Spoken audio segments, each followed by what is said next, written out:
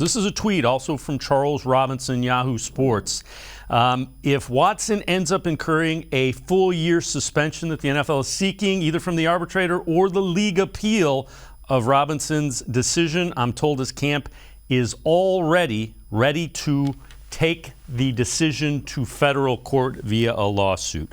With that, let's welcome in Daniel Wallach, legal analyst, co-host of Conduct Detrimental. And Daniel, when you hear that, is that telling you they're lining up for the way the league has dealt with owners in the past as well? Well, I find that comment to be somewhat curious because the personal conduct policy doesn't just say that the owners are held to a high standard.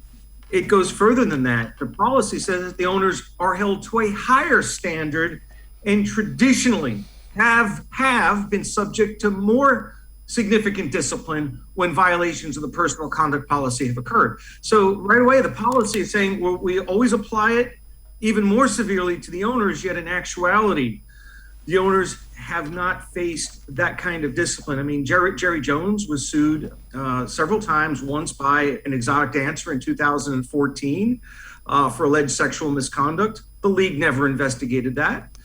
The league barely investigated Robert Kraft, who was charged criminally. No suspension, no discipline was meted out. So if that statement is true, in practice, the NFL is doing nothing. The NFL isn't even giving lip service to that statement.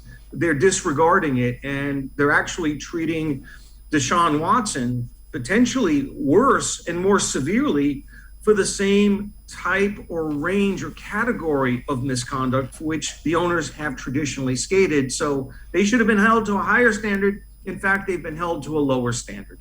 Yeah, and again, you can go through there's Daniel Snyder, there's Jerry Jones, there's a litany, and it clearly states in there that the owners are held to a higher standard, and they agreed to that in the last collectively bargained agreement.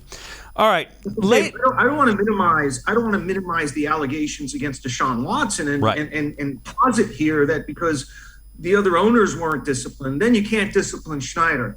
Then you can't discipline Watson. My apologies.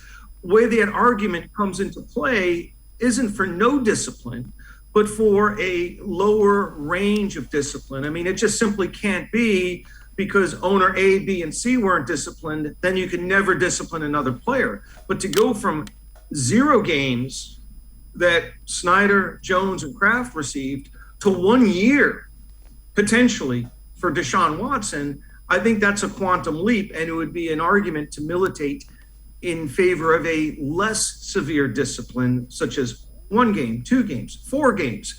It's an argument to, if not entirely eliminate the discipline, to reduce it significantly so that it bears some reasonable proportion to the discipline or non-discipline that has been meted out with respect to owners who are held to, quote unquote, a higher standard. But it is also a credible argument for no discipline at all.